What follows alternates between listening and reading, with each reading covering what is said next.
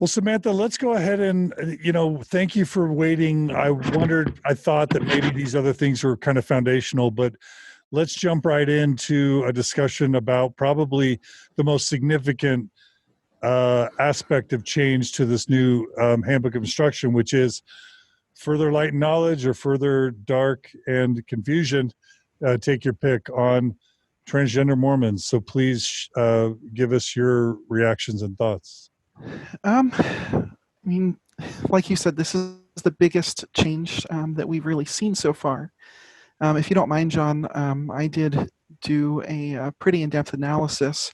I'll post a link to that in the comments because we just simply aren't going to be able to cover even most of it right now. So I'm going to have to kind of step out of the weeds a little bit here and look at it from 30,000 feet. It's really had a lot of mixed reactions. Typically from the cisgender members of organizations like Affirmation, especially North Star. Sorry, I'm throwing you under the bus, but it's very well accepted. The transgender members are seeing it a little differently, and quite honestly, most of us have bounced back 24 hours. For some historical background here, all the church ever really counseled in the past, and I've traced this back to the oldest leaked handbook one I have access to is from 1999. The church specifically mentions as one of the mandatory reasons for disciplinary councils is if a member has a transsexual, which was the term used back then, or an election. That was it. We didn't talk about anything else. There was no theology. Nor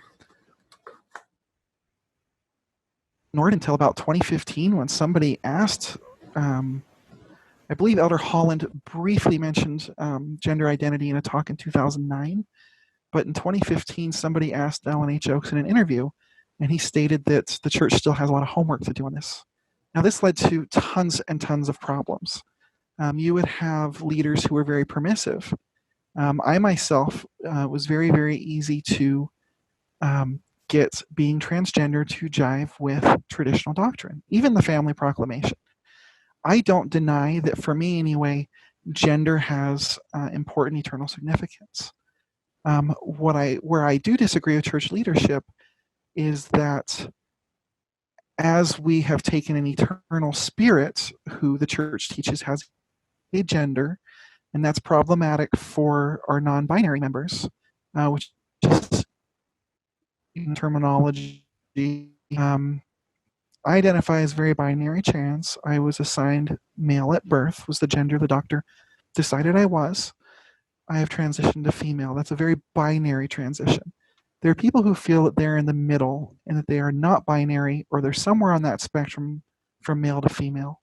Modern biology tells us that human gender is not binary, it's bimodal, meaning it tends towards two specific categories, but there's a lot of room for variance along that spectrum. Non-binary people fall somewhere on that spectrum, or may even consider themselves agender or genderless. So that teaching does have some problems there, and I want to make sure we're inclusive of them. I will mostly be speaking from a binary trans perspective because the church is really to binary people. I want to throw that out there that there's still a ton of work to do in that realm. Most of the new policies focus on people like myself. And again, some leaders were able to fit this into their theology. We have great evidence that, we live in a fallen world. That's something that the church will agree with. Our bodies are not perfect in this world. That is something the church teaches. But for some reason, we can acknowledge that, we say God doesn't make mistakes. Well, if that's the case, then why are we doing cleft lip or clubfoot surgeries? Was that a mistake, or did God intend that person to live their entire life lame or with a speech impediment? And that's a big question that leaders don't answer. My stake president got really irritated with me when I went down that road. And And so that's how I've always fitted in. And I go into some more of the statistics, and I really did make sure I found citations for these in the essay I wrote. Intersex conditions, which is one term for when somebody is born with what we say is ambiguous genitalia, even though the intersex world doesn't like that term anymore. That's what the church has chosen to use. And it's quite interesting. The church has chosen to recognize in this handbook the existence of intersex people. Their mistake is they say it's extremely rare. Well, in reality, intersex conditions occur as often as 1 in 100 live births, so about 1%, which is an entire order of magnitude more common than cleft palate at 1 in 1,000 live births, or 1 in 1,700 live births for clubfoot, which are some of the birth defects that we're most aware of. And the church actually, and this is where I think there's some warring factions here inside leadership, they're willing to recognize that, hey, somebody who's born intersex, and traditionally what would happen is a doctor would say they lean more one way or the other. Let's operate to make it that way and leave it there. And then the kid doesn't notice until their teenage years that something's up. Now we're leaning towards in the medical community, and there's still a ton of work to do here, that we leave it alone. We let the kids self-determine when they're old enough what gender they are. And the church has left room for intersex members, specifically intersex members born with ambiguous genitalia, because that's not always the case. There's times when people look like, appear to be a woman for all external characteristics, but the day she can't get pregnant, she gets a sonogram and finds out she has testes where she should have ovaries, and there's no uterus. And the church has left room for people with these types of conditions to say, hey, I was identified as male at birth. I now identify as female now that I'm old enough to figure that out. But we've drawn this line that's very artificial and said, but we refuse to recognize it for transgender people. Even though modern science has shown that my brain, for example, matches up much more likely a cisgender woman's brain if you were to give me an MRI. There's a lot of brain structures that are more similar, and we don't really understand what causes this, but the science very much shows that, hey, this isn't something that is just a mental condition. There are actual physical differences in us. But the church has kind of drawn this hard line, and I think that's, again, where Dallin H. Oaks has come in, because the most offensive language in this new policy is something he said back conference in October, which is that gender is defined as biological.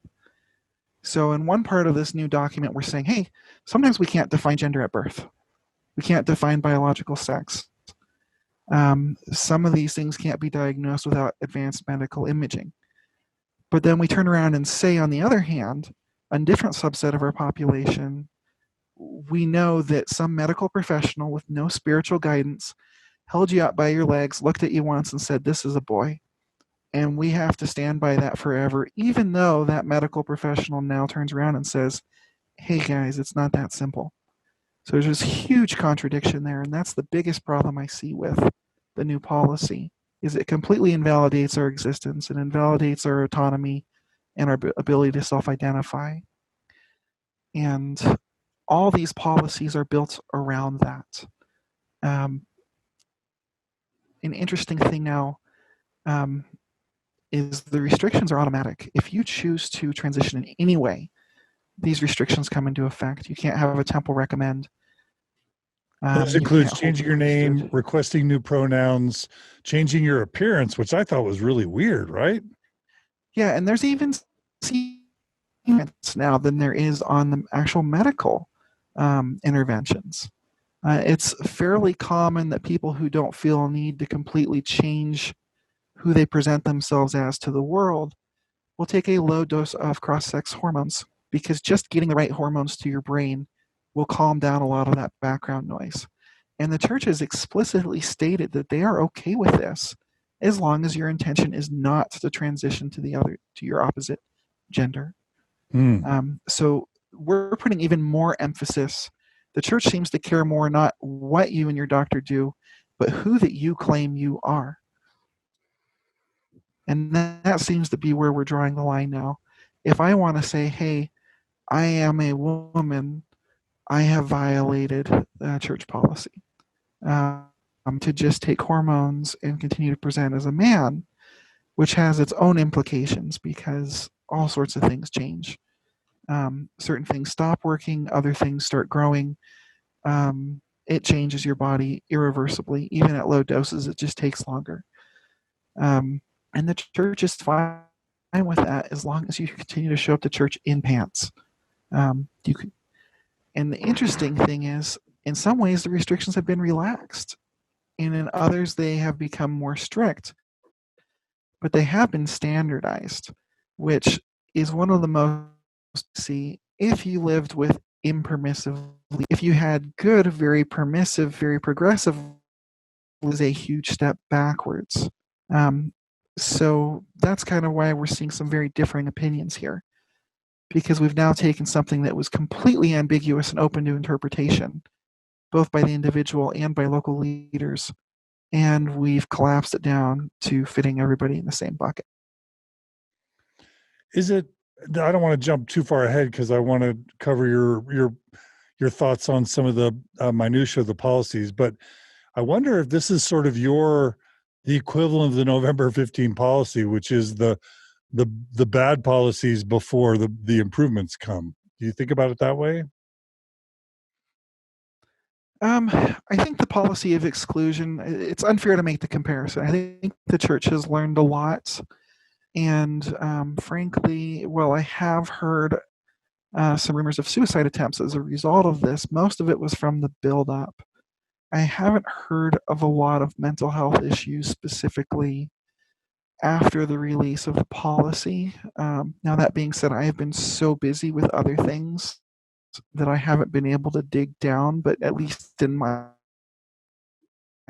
particularly driven to think it's the end of the world. A lot of us really don't like it. A lot of people are saying, hey, this is the last straw. I'm going to quit Mormon and submitting my resignation. But I haven't heard very many people say, hey, I'm going to go kill myself over this. The policy of exclusion was much, much worse in its impact. And I'm just thankful that we didn't see something that terrible. Yeah, I remember when you messaged me as it was released, you kind of felt like it could have been a lot worse, I guess. Yeah, we were prepared based on some of the sources I have who had seen background materials that influenced the creation of this policy. We were expecting some really terrible things. One of the biggest things some of us... Oh, no, please. Go ahead. Some of us decided not to spread too much. Some people went way over into speculation, and I think that probably caused more harm than the policy itself did. But it is telling that you hear that there's a new church policy in the pipeline and people immediately freak out and start thinking of killing themselves. Right. Yeah. That tells us a lot about the history of the church's treatment of us. It seems like the real line that the church is drawing in the sand is on medical procedures, on any type of operation, on any type of hormone therapy. They're basically saying that's the point. You can identify as transgender. You even can annotate the records with a new name and new pronouns, even though we don't want you to do that, but we'll allow it. As soon as you do that, the restrictions would kick in. Right. So that's bad and good, I guess. But it seems like the real big thing they're saying is no medical procedures. And if you do, that can jeopardize your ability to get baptized if you're an investigator. It can jeopardize your ability to attend the temple. It can jeopardize your ability to exercise the priesthood if you have the priesthood, and it can jeopardize maybe potential callings. So they're basically saying stay away from medical procedures. And I think the other interesting point that they added into this was that they will now annotate your record.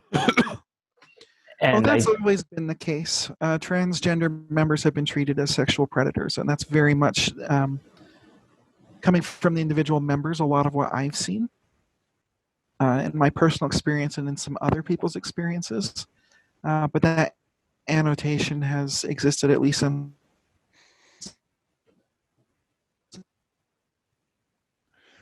And so are you saying that that's one big line in the sand that the church seems to be drawing here? It seems that, where we're allowing certain medical things to happen, it's really, who are you holding yourself out as?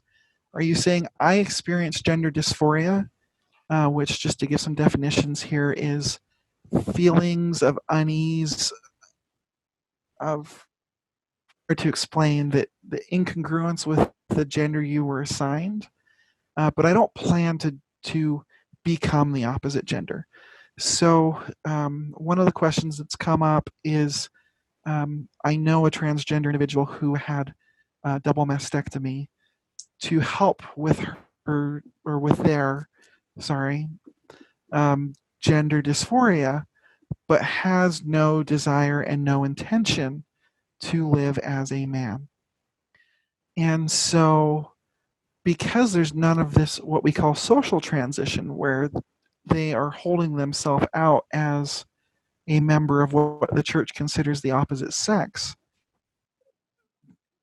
is that still okay? I mean, we've explicitly said hormones are okay as long as we don't have that intention. Is a mastectomy okay? We don't know. But the really interesting thing is, the most problematic word from the old policy survived to the new policy. Everything says elective medical or surgical intervention. The church has a very different definition of elective than the medical community does. The World Professional Association for Transgender Health, which creates most of these guidelines, requires a lot of documentation before any practitioner will begin allowing or participating in some sort of medical intervention. Now, there is a push towards what we call informed consent, where doctors such as Dr. Rick Lucanar in Salt Lake City, who I love but has become a controversial figure, feels that the path of least harm is to help people as long as they have given informed consent. On the world stage right now, we still recommend, before you can start cross-hormone therapy, they want to see a letter from a practitioner in psychology or psychiatry saying you have well-documented and persistent gender dysphoria, that you understand the consequences, et cetera, et cetera. Before we start talking about top surgery, so anything above the waist, they want a letter from your personal physician as well as a mental health professional. If we start talking about any surgeries below the waist, we need a letter from a PhD level medical professional and another psychiatric professional, as well as a letter from your personal physician. I can't walk down to the University of Utah tomorrow and say, operate on me. There is no such thing as an elective transsexual operation. It does not happen. It's not like, going down to the plastic surgery office at the point of the mountain and saying, I want a mommy makeover. Lift these up, give me a tummy tuck. Like we see a lot of the Mormon women doing. You can't walk in and get an elective procedure. You can't. If you want your insurance to pay for it, if you want the surgery, there has to be documentation. This is medically necessary.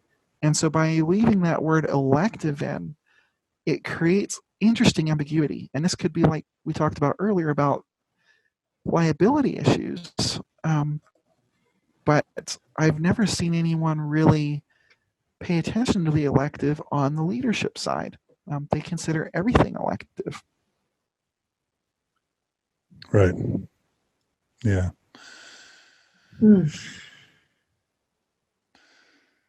So, can I jump in? Please, and just Natasha, say a few things that will kind of be a second witness to Samantha's thoughts. I do find it really interesting in kind of just our Mormon culture that the one area we do not heed the best medical and psychiatric advice available is in the realm of sexuality, reproductive rights and choices, and also in gender identity. You know, if there's no issue if you come down with cancer, or if you have some type of medical issue that would put you at odds necessarily with your values as a member of the church. But in regards to sexuality, this has been an issue for a long time, that we are at odds with the best medical and mental health knowledge and practices that we have as an international community, not just, you know, here in the United States. And we have excellent peer-reviewed research now that has come out of very high quality, high top spaces all over the world that support kind of best standards of care for transgender health.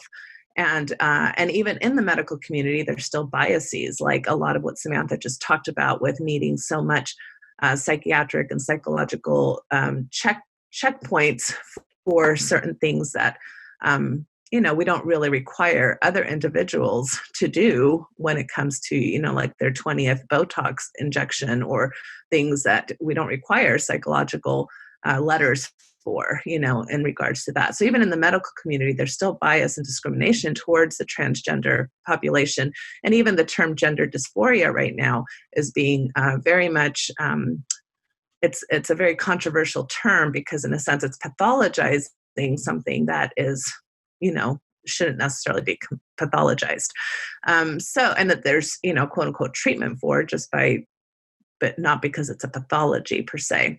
So I just find it interesting that this is kind of, you know, when Oak said we haven't done our homework on transgender issues, it was the one thing that I was like, oh my goodness, he actually said something fairly amazing.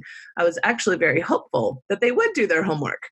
But you have to do your homework from sources that are accurate and that are peer-reviewed and that follow the best knowledge that we have this day and age in regards to these issues. And the statistics are quite dire. So, I mean, suicide rates for transgender folks, suicide attempts are at 42% for transgender youth.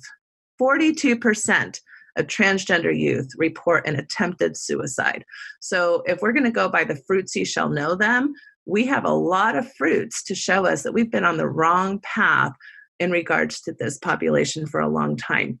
93% of peer-reviewed research found that gender transition improves the overall well-being of transgender people. And that includes hormone replacement therapy, and it also includes surgeries, if, of course, you know, there's a whole nother level of access to health care that transgender folks oftentimes, you know, have had historically a problem with as well.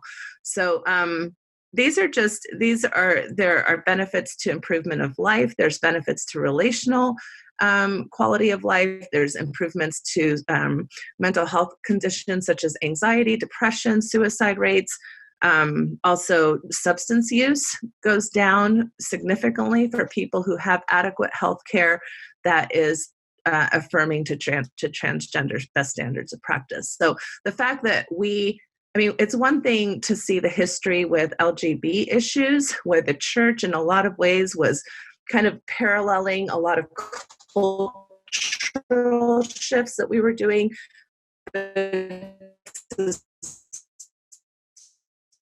Especially disappointing to see the church at a point in time when we have some of the better current culture. I'm extremely disappointed in this. You broke up a little bit towards the end, Natasha. Can you repeat that just final sentence or two? Well, it's just so so tragic that we have the best information out there that they could have done their homework on. And instead, we, you know, sadly went against some of the best knowledge that we have to help transgender folks in our community. And it just makes me incredibly sad and frustrated and angry.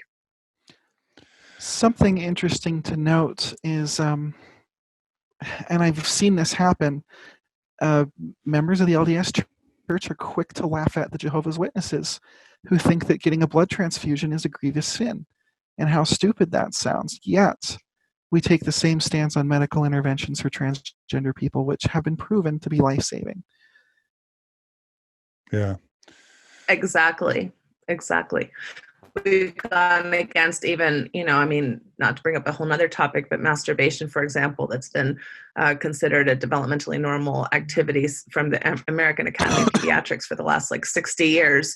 And we still can't, it's in these issues of sexuality that we really have a hard time conforming to our best information that we have available to us. And reflecting something you said, Samantha, it's so weird that a Mormon woman can choose, can a heterosexual cisgender Mormon woman can choose electively either breast augmentation or breast reduction, purely elective by choice, not necessarily medical, purely admittedly for just cosmetic reasons, and that's not okay. But then if somebody wants, let's just say, top surgery or breast augmentation to eliminate gender dysphoria, which is a real and significant condition, somehow that's not okay. That just seems really confusing to me. Rochelle writes, the restrictions on social transition has tightened, which is sad because it's the lowest cost, most accessible intervention which reduces harm. It's the first line of defense for those struggling with dysphoria. That is a great comment from Rochelle, and it's just so true. Like, why not let people change their name, change the pronouns, change how they present? That should be easy. That should be just sort of easy.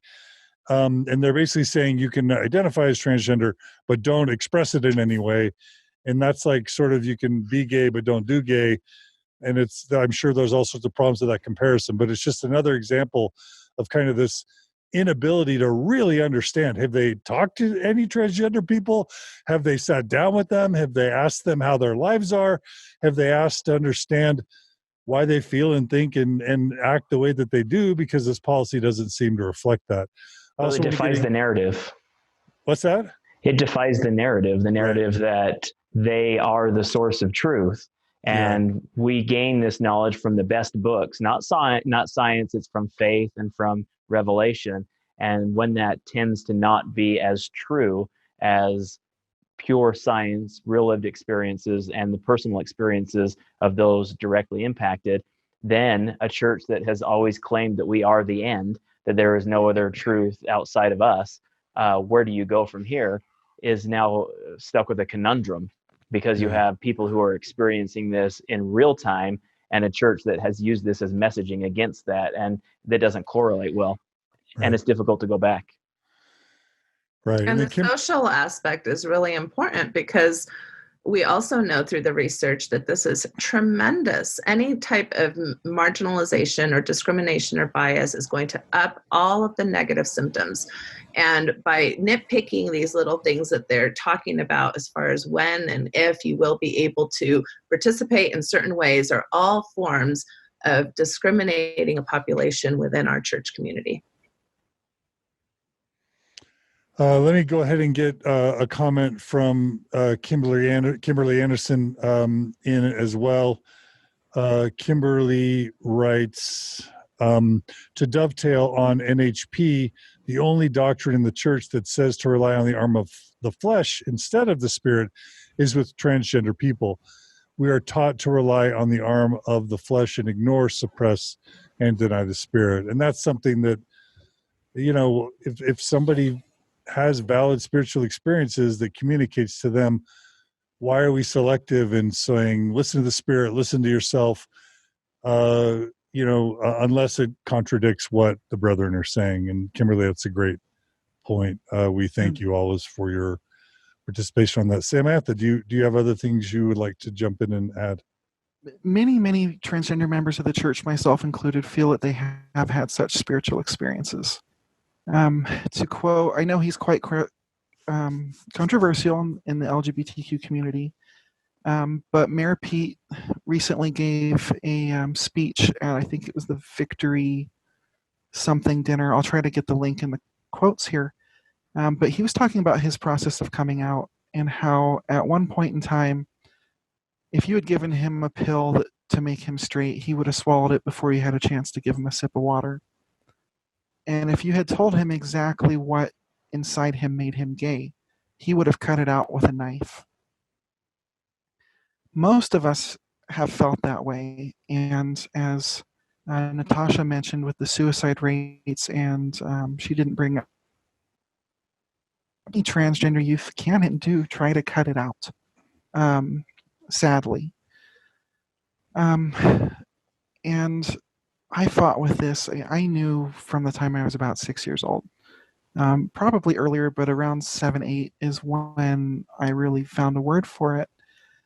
And I tried everything I could to pray away the gay, which is what they wanted us to do. Got into a marriage which was supposed to fix it. The only thing that finally fixed it was when I finally went to the temple and I asked the right question. And I said, Lord, am I a son or a daughter? And he told me. And many, many of our members have had a similar experience. But the day you tell that to a stake president or a bishop, they freak out. They do not like to hear that. I mean, to be fair, there were quite a few progressive bishops out there who I'm sure were totally fine with it, and that's why they justified being progressive.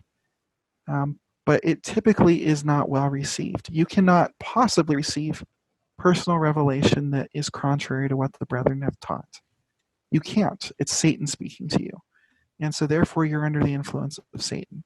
And that's very much how this has been approached for a long, long time. And I lost my train of thought there a little bit, but I do want to cover a few other things before we totally run out of time. Please, please. Just a sec. Please. How I think that this policy should have been handled, and this is going to upset a lot of people on both sides of the fence that what I'm about to say, is the church could have taken a very kind approach and said, hey, there's enough evidence out there that we know that transgender conditions exist. You exist, you're real, you're valid. We don't know what the heck is going on. We don't know what causes it. We don't know for sure what we should be doing about it.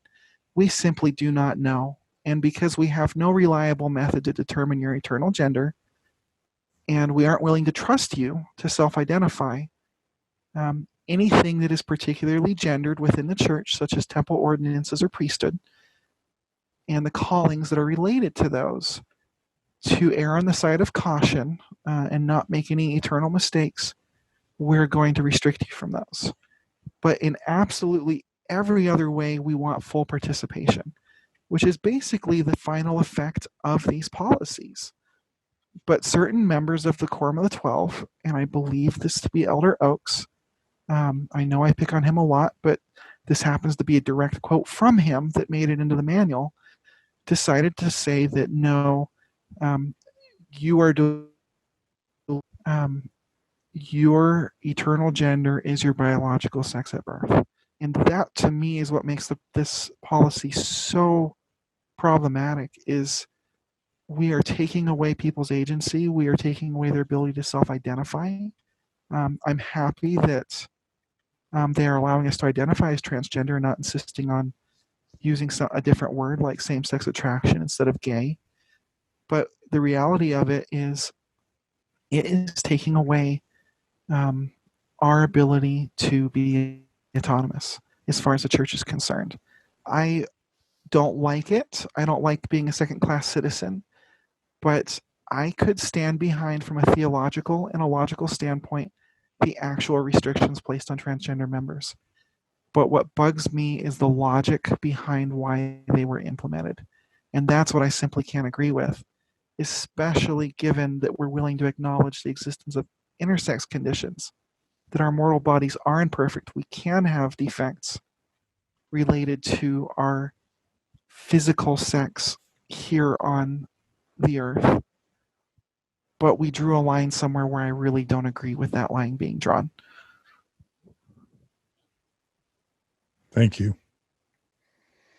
Well, and again, we have a lawyer speaking about conditions and medical terminology that he has no business speaking about. I mean, it's really out of scope of practice, and it's irresponsible, and it just is incredibly problematic.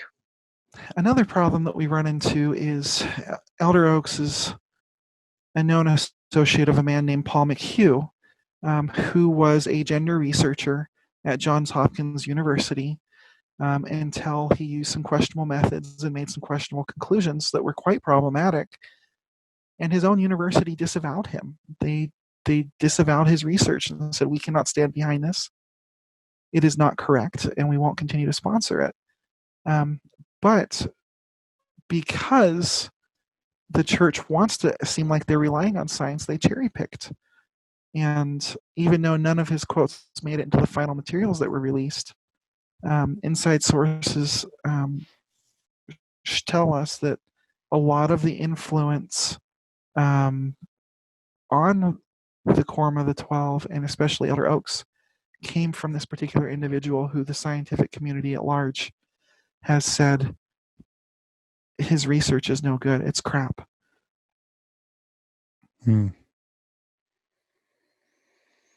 Yeah, we have a hard time accepting science when it's made its case. We tend to follow science a few decades after it's come to its consensus. And that's just unfortunately what we do.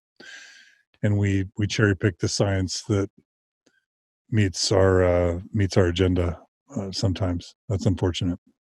Now do we have a sec for me to say something positive about the new policy? Yeah, please. I do think one of the big problems before was, and I've advocated for this for a very long time, so while only portions of it made it into the handbook, the new site on transgender members, I'm actually very happy, really, really doubled down on this because, as I've said for years, we know we're going to hell.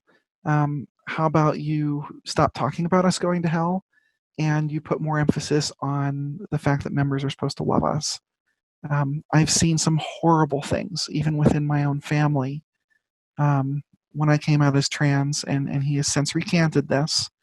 My own father said that suicide would be the better option for everybody, which we're talking a population that already has a 40% suicide attempt rate. I came close a couple times to following that advice. And I've seen, I did an interview with a young transgender woman who, thank God, is now safe and away from home. But the levels and types of abuse she suffered, a lot of which was sanctioned to some extent by local leaders or thought to have been sanctioned by her father. At least that's how he interpreted his counsel from leaders. It was quite disgusting abuse, to the point where I had to stop the interview a couple times because I couldn't handle hearing it.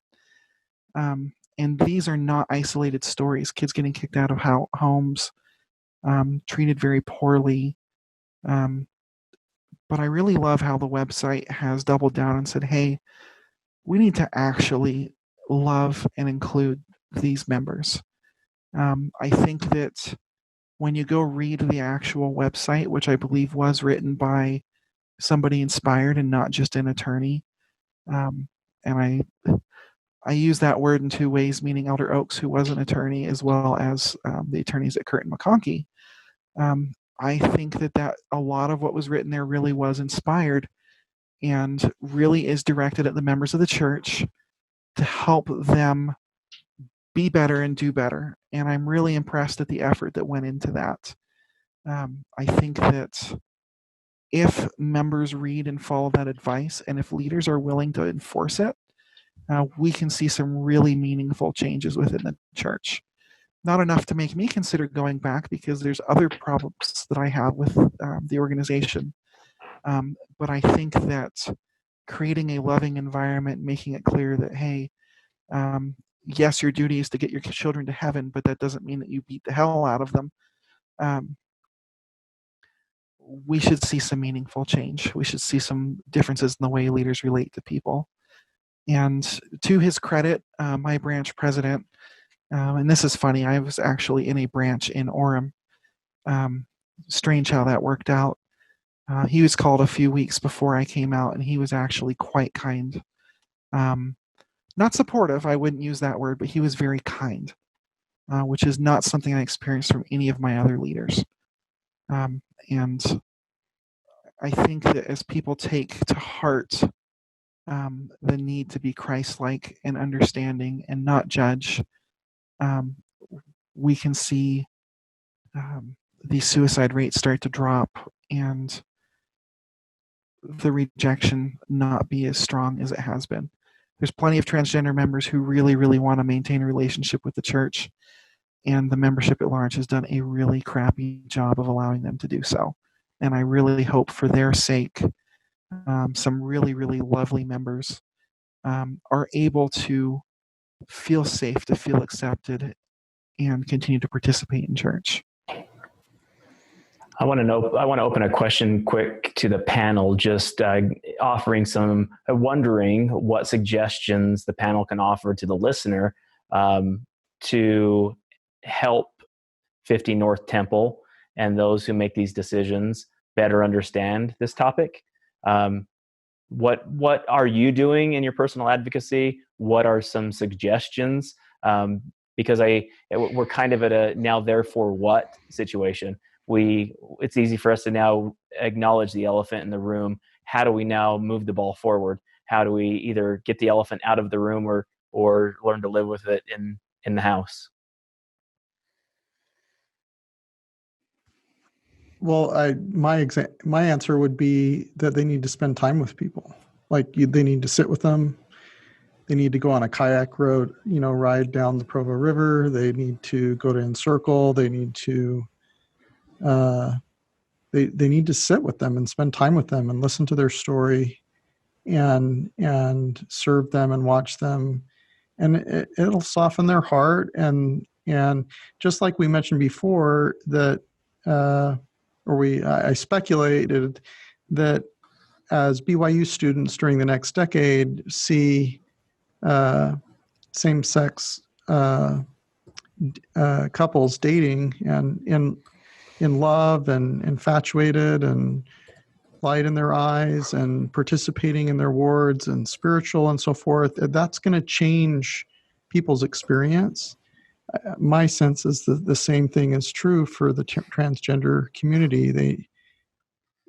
The more people are exposed to other people, the less foreign it is to, and the more that they're going to experience a sense of emotional connection and love and intimacy with those people. And I think that's what needs to happen, in Salt Lake and the Big White Building and the administration building, is they need to spend more time serving this community. Love it.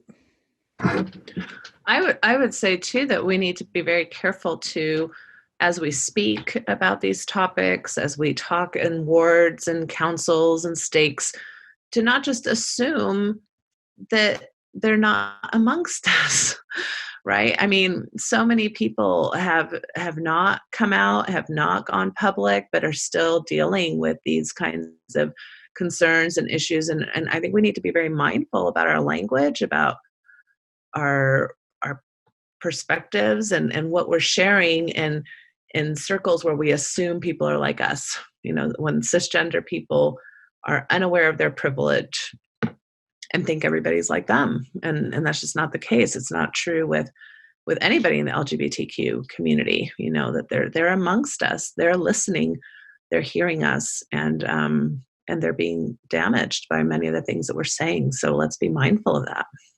Usually when I do a Fifth Sunday fireside training or some type of training with a church leader, I always introduce this idea that conservatively, if we look at a population that is 5% impact of someone along the spectrum, or 5% of our population is somewhere among the LGBT spectrum.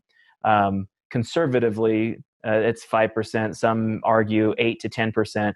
But when you look at a single ward, that means at least 20 to 40 members of that ward are impacted by this topic. And I had a bishop point this out just yesterday. I started with that same conservatively 5%. He just stopped and said, "Oh no, I think I have at least 30 in my ward who are impacted by this topic." And a part of me just wanted to hug him, because he acknowledged that there were 30 members of his ward that needed special care. And he was willing to go out there and find them. And I think that was really important. And I really appreciated it. Yeah, it really is us. In One other, the Gospels, Jesus didn't sit at a table and wait for people to come dine with him. He went and dined with people. And and that example of the Jesus of the Gospels, that's what needs to happen.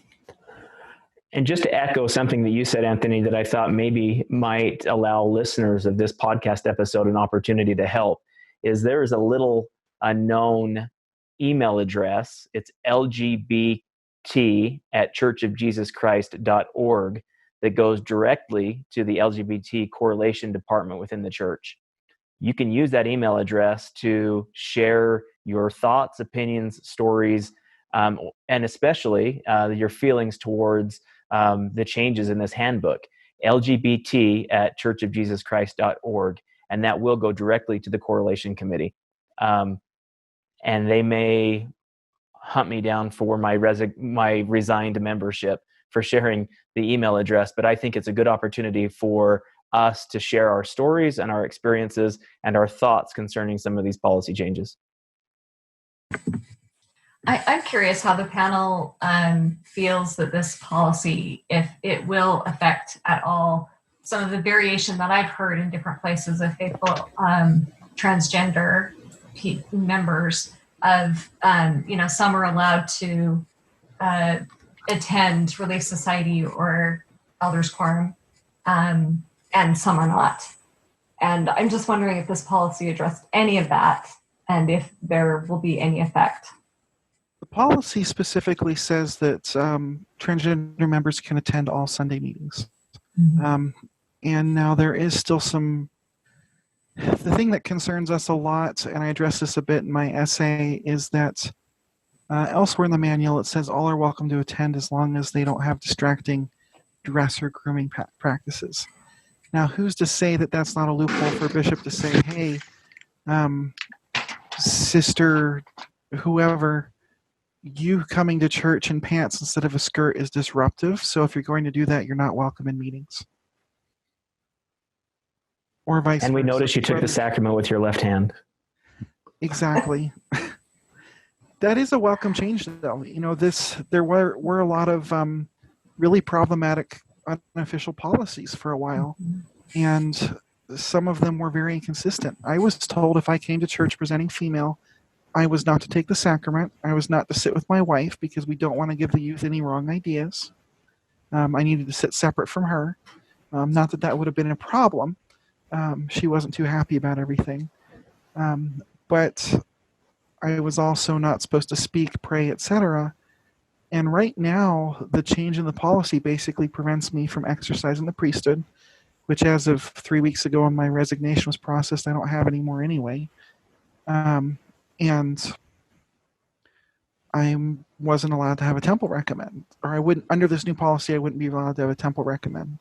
But everything else, as far as church participation, is open to transgender members now. They can bear testimonies. They are allowed to speak out loud in church. They can pray. So it isn't quite full disfellowship. One of the things that bugs me is we call it membership restrictions for transgender members, which is the exact same terminology we've used to replace disfellowshipment. Even though the membership restrictions for transgender members are different and less harsh, we're still using that same terminology, which implies that that social or medical transition is a sin that needs to be repented from. And that's like going to somebody who's a terminally ill cancer patient saying you can't have your chemo. Choose your chemo or choose your temple recommend. It's not a good situation. Right.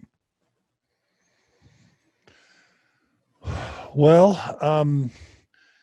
there are probably other topics we can explore, but I think I think it's probably time to wrap up, but let's just do this. Well, first of all, I want to thank my panel, but maybe if it's okay, what if we went around the horn with all the panelists and gave everyone one final chance to either make any closing comments or highlight positive or negative things that they want to, just kind of in a final circle or round. Would that be okay? Sounds great. I'm great with that. Samantha, do you want to start, since we're kind of, closing out the transgender issue specifically, final things you want to say about this or other issues?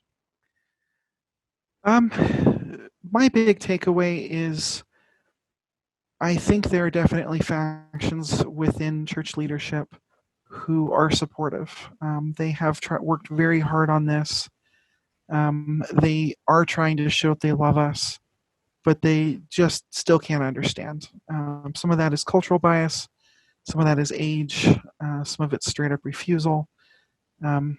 But I do see this as them trying to do what they can within the capacity that they have. And just get out there and meet transgender members. A lot of us are among you and you don't even know. It's quite rare. Of course, I have what we call passing privilege for the most part. I've worked on my voice quite a bit and appearance. But most people have no clue that I'm transgender. There may be people in your ward and around you and in your neighborhoods that you have no clue are trans. You have no clue are gay. Why would you let a revelation like that all of a sudden turn them into the enemy?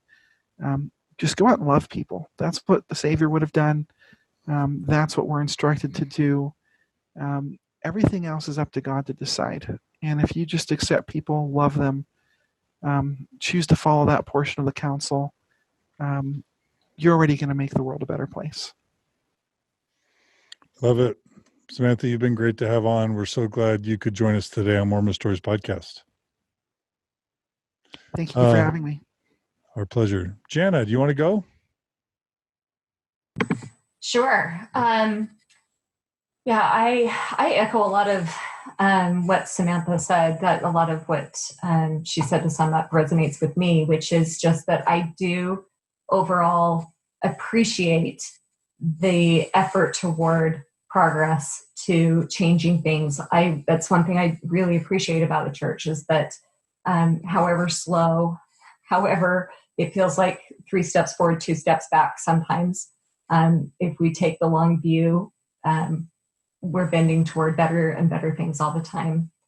And I also sit and mourn with people who are still hurt by it, who the progress is just too slow.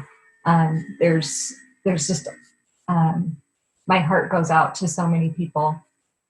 And I try to give everyone the benefit of the doubt that most people largely, I believe, are doing the best that they possibly can. And I think that includes the leadership. And I also take heart that whatever comes out from the church itself, from the leadership, there's so much power to do good in this church on the ground. And there's so much power to reach out to people and to love people the way that our hearts tell us to love them. So it's all a mixed bag for me, but I don't know. I hold a lot of hope and I hold a lot of discouragement all in one big messy place. Well, Jana, you're lovely, and I'm just so happy that you could join us and that you can hold down kind of representing the wing of people who remain in and are trying to do their best to make things better, but also finding value. We're just so delighted you'd be willing to join us on Mormon Stories and share your perspectives, and keep up the good work. Well, thank you so much for having me, John. Anthony, why don't you go next? Sure. I would express something similar, just using my words, basically, that Jana's explaining, in that I sit with this and I feel a sense of mourning for generations, lost generations of people whom, for even these incremental steps, aren't really going to have made a difference because it's too late. But at the same time, I look at it with a sense of optimism of the trajectory of what these incremental steps are going to do is that 20 years from now, it's going to be healthier than it has been. And that's hopeful. Whether or not the church, works for someone or doesn't work for someone. Like, if a 6-year-old kid knows they're different, or a 14-year-old kid knows they're gay, like, they need to not have a horrific experience in church. And maybe some of these things are going to incrementally make it not as bad for future generations. So I'm hopeful, but I mourn at the same time. And anyway, that's my sense of these things, not just the LGBTQ issues, but things like,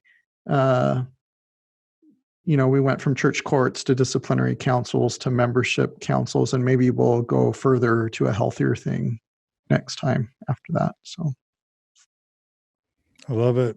Thanks for your continued wisdom and kindness and compassion, Anthony. It's always great to have you on Mormon Stories. Thank you. I really appreciate it. Natasha.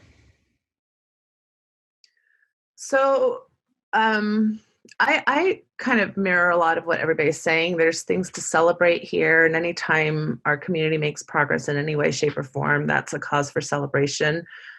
And at the same time, if there's still abuses in the system, we have to continue to call those out and continue to do the advocacy work, because I truly believe it's the advocacy work, and it's the stories, and it's the victims of the abuses that shift these things to begin with, right? And so those are really important kind of, tensions to be wrestling with. I'm going to answer Anthony Miller's earlier question about what the church could do with $100 billion to help in this regard. I think there's lots of things that we can do. One thing that, and I'm not being tongue-in-cheek about this, I'm actually being really serious, many, many jobs in the public sector require psychological evaluations. And I think it would be actually really beneficial if the church would start paying for psychological evaluations for anybody who's going to be in a leadership role from bishop up in the leadership community. That would rule out maybe some personality disordered issues that we see kind of being rampant in our church, as well as mental health disorders that would keep people from being able to have correct judgment and who are maybe too rigidly kind of wired for some of the changes and shifts that would serve the public, which we have a huge diverse church membership throughout the world. And I think we would see a lot of those issues maybe go aside if we had certain personalities and certain disorders kind of go by the wayside. So that's a suggestion I have. Another suggestion I have is to really outsource a lot of this kind of homework that we need to do. We as a church, as the Church of Jesus Christ of Latter-day Saints, we may have certain authority or ideas about who we are. We are not a medical institution, and we are not a mental health institution, and we need to know our place. And so there are many wonderful trauma-informed resources available to us.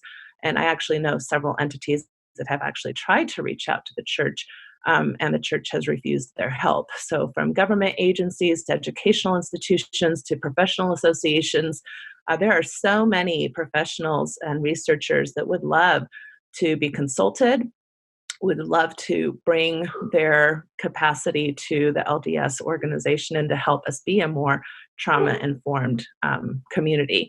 And I think it also behooves us that we need to really be open to retraining so many of our own mental health professionals, because quite frankly, what we have allowed to happen, which is quite unethical, is that many LDS and Mormon mental health therapists use the church as a code of ethics instead of their own professional code of ethics. And that's not an okay thing to do in any other medical profession.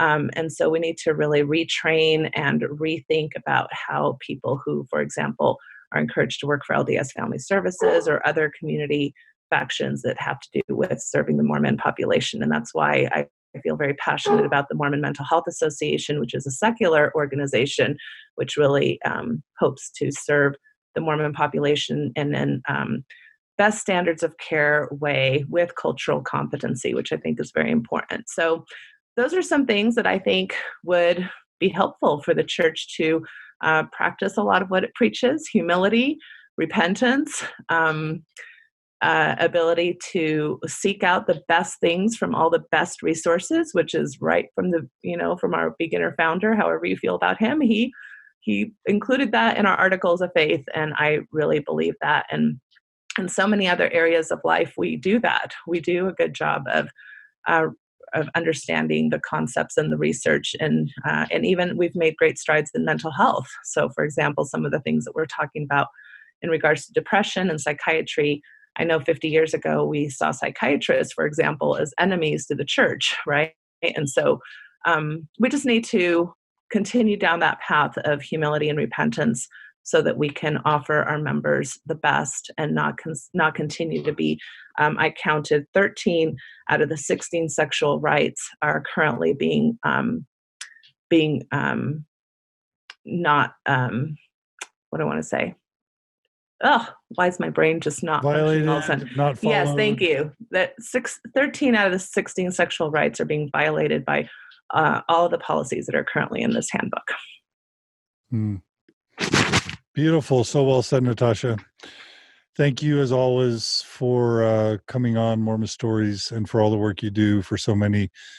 Mormonism is lucky to have you and everyone on this panel. So I'll just, I don't really want to add anything to what's been said other than that. Did you have Kyle finish up? Kyle, I wanted Kyle to go last. So Kyle, I'm just the cipher in the snow. No. I actually wanted you to go last. So please, Kyle, I'm excited to hear your summary. I really appreciate this panel for all the varying positions and abilities to analyze a really difficult topic. And I side with the church on a handful of their comments in regards to there's a lot about this that we do not know and we do not understand. And I think discussions like this are really, really healthy. If there's anything that I want to do with the Latter Gay Stories podcast, it's to continue sharing the stories of those who feel marginalized and othered. And it's not an opportunity for them just to share a story, but a greater opportunity for people to learn from it. Samantha brought up that quote from Mayor Pete about choosing whether or not you can be gay or straight, taking the pill or cutting it out. Often I've found that if given the choice to be gay or straight, most just choose to be happy and want to be happy.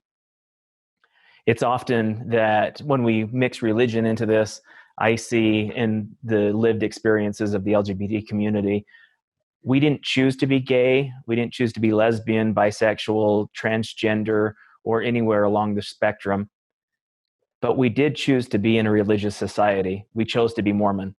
And one of those things we didn't have an opportunity to make a decision as to whether or not that would impact us for the rest of our lives.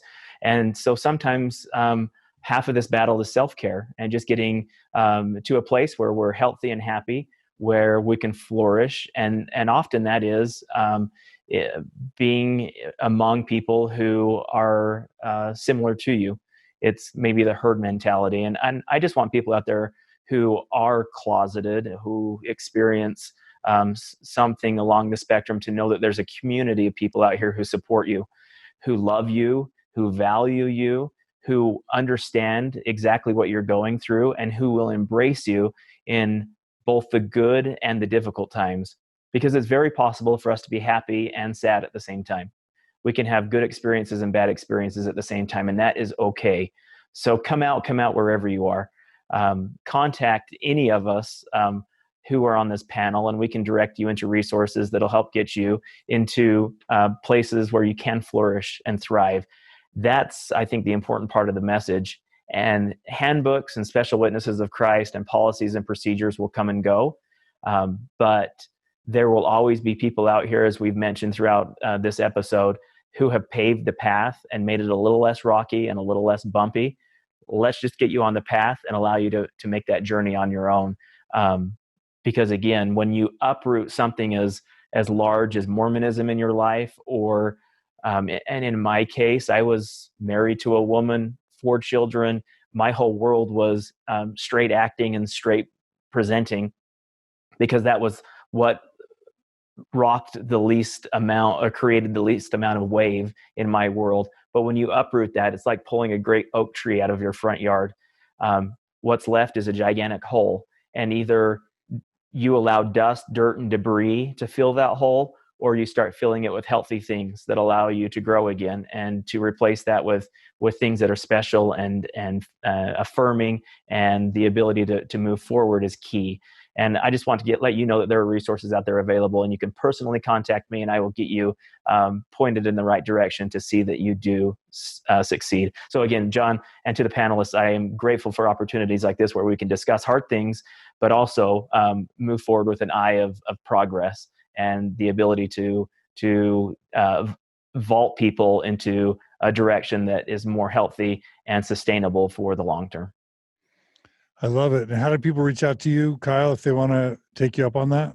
You're welcome to contact me on the Latter Gay Stories website, lattergaystories.org. There's a contact box there. You can look me up on Facebook directly through the Latter Gay Stories podcast Facebook page. We're really active on the page. We have thousands and thousands and thousands of people who are part of that. And I mentioned this earlier in the podcast in this episode. Each of my episodes are getting between 10 and 30,000 people who are listening to them. That's incredible. So it's either that people are bored and have nothing to listen to, or this topic is much larger than we really understand. To even have 10,000 people pay attention to a single episode is incredible. So there are people out there, especially in the ally community, and the things that so many other groups are doing to support you, the LGBTQ person. It's incredible, and I will get you into a group that will support and sustain you. You are worth the investment. I want you to know that. Beautiful. And if Great I work, may, Kyle. John, another source for resources, especially here in Utah, is the LGBTQ Safe Zone Project. You can find our Facebook page just by looking for LGBTQ Safe Zone. Send us a message through that anytime. Trey or I will be happy to talk to you or point you to resources as well. I love it. All right. Anyone else want to mention any resources? All right. Well, amazing panel. Thanks everyone so much for their participation. Thanks to all our listeners. Upward and onward. Let's celebrate the good, and let's keep talking about the things that need to be improved. And let's try and make kind of this big Mormon/post-Mormon world healthier and better as we go. So thanks to everyone for playing your part.